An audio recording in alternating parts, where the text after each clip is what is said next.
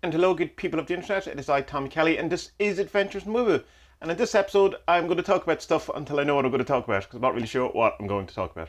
But what I am going to start talking about is showing you this. This is the cover to The Invisibles, or at least one of the most iconic parts of The Invisibles, which is the Smile Chaos hand grenade that Alan Chapman cheekily stole, not really stole, alluded to on the cover of Advanced Magic for Beginners as well. But I found a high definition, high quality, high resolution version of the image on the internet last night. And I printed it out, and it looks perfect. I will leave the description, or the file in the description where I found it, and you too can download it. I assume it's legit enough. It was just on the internet. It wasn't on a torrent site or anything like that. Yeah, now it's proudly above my computer desk. Very happy. I mean, it's part of that whole thing of surrounding yourself with the stuff that is empowering to you. And of course, let's make sure I'm in focus. And of course, The Invisibles is very empowering to me. And I assume an awful lot of people in the whole be invisible type thing.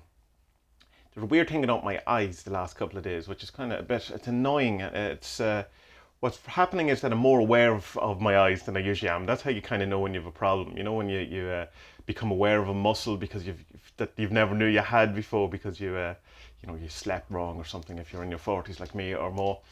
It's I don't know what it is exactly. I'm assuming it's some sort of eye strain because it came around the time that I started getting a lot brighter in Ireland, and the sun had started coming through the window to the left of me in the office. And it was kind of it's hard to explain. It's kind of like it's not that I can't focus on things or I can't focus on things long. It's just as if my eyes are sensitive to light or something, which makes everything a bit harder to kind of look at. It's almost like I'm hungover without the kind of pain and self-hatred and depression and want to die, all of those things. But it's not so bad today. I think I was kind of exacerbating the situation by using eye drops. And while they felt very soothing immediately on it, they seemed to have maybe possibly do have chemicals in it that I shouldn't be using, because I was looking up on the internet and there is a thing that you should use things for dry eyes, but if you use a thing that brighten your eyes, it'll make it worse, and that they're in some of these eye drops. And the whites of my eyes have become a bit more whiter, so I assume that the drops I have are doing something. My eyes aren't dilating properly, they're constantly wee small, which is very odd. Anyway, it's a lot better since I had my meditation earlier on, which I have actually fell asleep during, which is very telling. Just coming back from what I was saying yesterday about trying to not have the burn out and just relax down a bit on different things. It's taken a bit of a wear on me. So this recorded Friday. I don't think it goes out till Monday.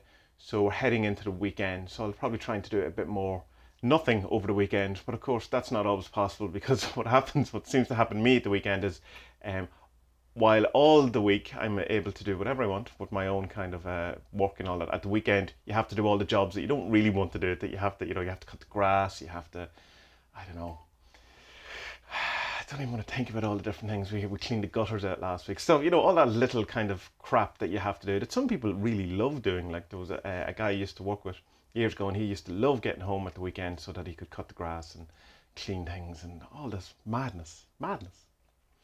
As I said in a couple of videos before, I have noticed going into the weekend that social media goes a bit more into anxiety, fear mode. And I kind of mentioned it on Twitter last week, and someone was saying that it could be possibly that people are used to, meeting family or, getting together, and that when it gets to the weekend, that they're more aware of it, like they don't get to do their Sunday dinner with the family, or they don't get to meet up with friends on their Saturday. And I was kind of going, well, that makes kind of sense, that then it becomes more, the same way that I've become more aware of eyesight because there's a problem. You become more aware of the problem when you see something is different. So while during the week things can be fairly normal, or feel fairly normal because they're quite similar to your routine you would have been, it's when then the routine is upset at the weekend that you become, oh no, there is this massive pandemic, change, new normal, all of this type of thing. But I think it also could be that people aren't getting to go out at the weekend and get drunk in that part of the routine and that release.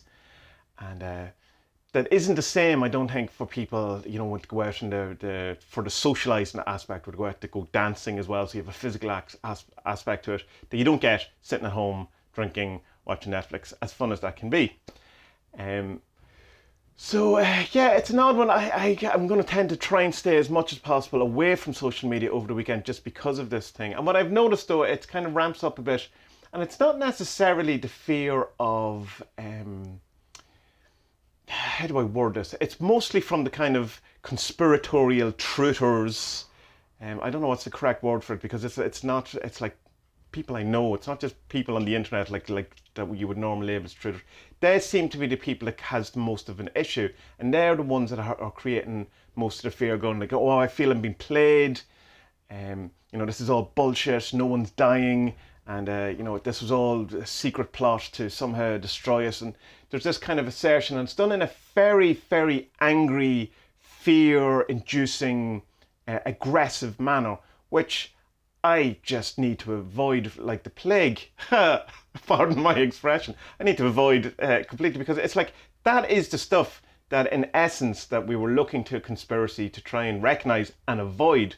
And now it's become very obvious that both sides are playing that kind of mandate, that kind of this is how to do it. They both are trying to get you to believe what they believe, or at least listen to them, by shouting, screaming, telling you you're wrong, inducing fear, and this kind of aggression.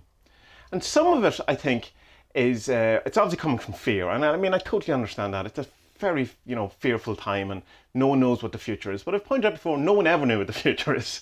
So we have to keep that in the kind of, perspective that is correct, in that it's probably we're more aware that our future is unpredictable, whereas we kind of in the past kind of tended to think that, oh, it's kind of fairly predictable, when it really wasn't, as it's been proven. But I think the kind of conspiratorial, the fear thing, some element of it is definitely people wanting to be the person who could, when this is all over, and say it turns out we all overreacted to the whole thing, that can say, oh look, I told you at the time, you see, I was clued in, I knew the thing that you didn't. But like, it's literally all they're doing is talking about it on Facebook. That's it. There's no kind of a battle plan. There's like, oh, we're being played, and go, yeah, so what are you doing about it? What is the thing? And I know then you have this kind of, some of the demonstrations and protesting and trying to get public gatherings and stuff together. And I don't know. I mean, I understand the concern around it, but I also did mention at the very beginning when I was talking to this about Spud on the podcast, was that when it comes to the point that if this works, if this kind of lockdown works, it's going to look like it wasn't needed. And absolutely, if it works, if the plan works of keeping everyone indoors, then no one dies. Well, not no one dies, but like so few people die. That's the plan. And so it looks like it was unneeded. And so it's kind of, in a sense, you would have to have let it be a terrible thing to unfold in order for a lot of people to believe that it was a real thing. And of course, you can't do that. You can't take that risk. You can't do that. You can't allow millions of people possibly to die just so you can prove that there is an actual pandemic. And it's kind of that thing of, when you're on an antibiotic and you're meant to be on it for 2 weeks, and after day 9 you feel perfect, so you stop taking your antibiotic, and then day 14 it comes back and your doctor gives out you because you didn't finish your course of antibiotics. That's where we are. That's exactly where we are, in that this is working. It's absolutely working. Well, in Ireland it's absolutely working. We've got the curve way down. And then we have to think, right, now we're going to move into the future and go, how do we get out of this? We've got to the point where we've it somewhat under control. How do we pull out of this situation without exacerbating it, without making it worse, or without kicking it off again? And with as much possibility that there's jobs to go back to and people go back to as some form of normality as before. But as I've also said, I don't want it to go back to normal. I want it to go back better than it was. That all the things that we've learned from this period and from this time, and about how we treat other people and how we treat certain services and all that, that we don't just forget about it.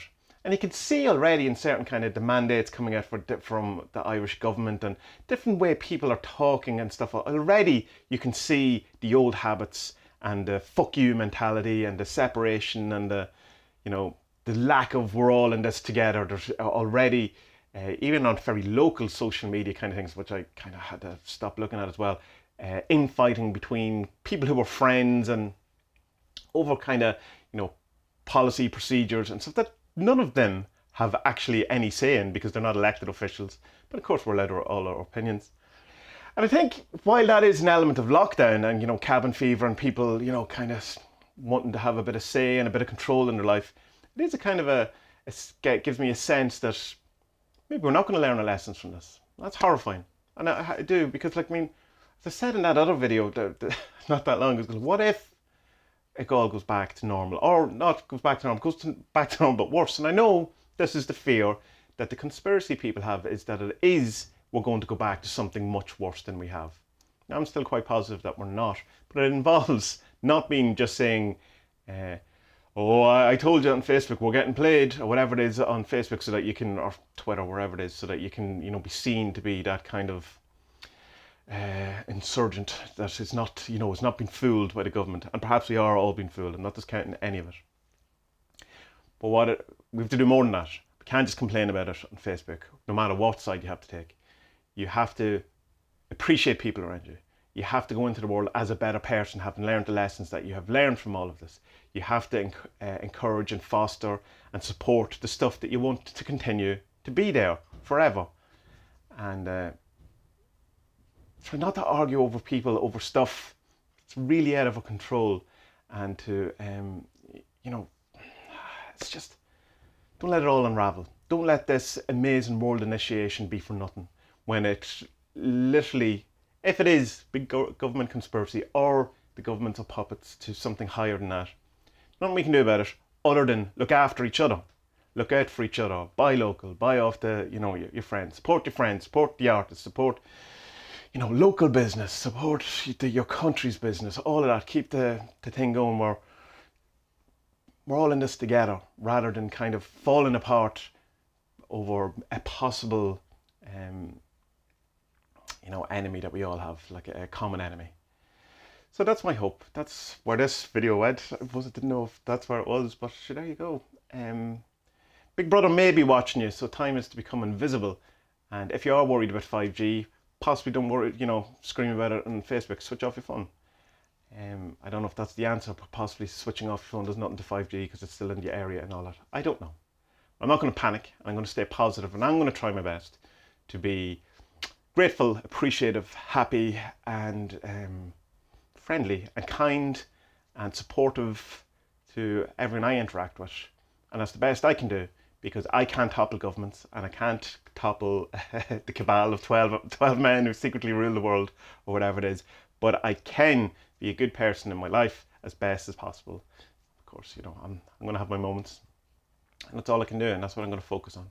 So good people of the internet, tend to the part of the garden that you can reach, which is, like, pretty sure it's Ramdas, but I got it from Duncan Trussell, who said it to Joe Rogan. So tend to the part of the garden that you can reach. Do the thing that is close to you, that you can actually do, rather than worrying about the weeds at the other end of the garden that you have no control over because you can't get to them. Tend to the part of the garden that you can reach. And may our best days be ahead.